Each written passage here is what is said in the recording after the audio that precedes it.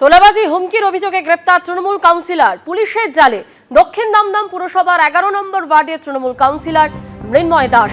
টেলিফোনে আমাদের প্রতিনিধি আবির দত্ত আমাদের সঙ্গে রয়েছেন। আবির, কি জানতে পারছো? দেখো, যেটা জানা যাচ্ছে যে দক্ষিণ দমদম পুরসভার 11 নম্বর ওয়ার্ডের তৃণমূল কংগ্রেসের কাউন্সিলর মৃন্ময় দাস, অর্থাৎ তৃণমূল কংগ্রেস থেকে তিনি জয়লাভ করেছিলেন এবং কাউন্সিলর মৃন্ময় দাস তাকে এবার গ্রেপ্তার করা হলো। নাগেরবাজার থানা তরফ থেকে তাকে গ্রেপ্তার করা হয়েছে। পুলিশ সূত্রে যেটা জানা যাচ্ছে যে এলাকায় তোলাবাজি, হুমকি, মারধর, এলাকায় বেশ কিছু জায়গা দখল, এই একাধিক অভিযোগ তার বিরুদ্ধে ছিল এবং সেই অভিযোগগুলো নাগেরবাজার থানায় দায়ের হয়েছে।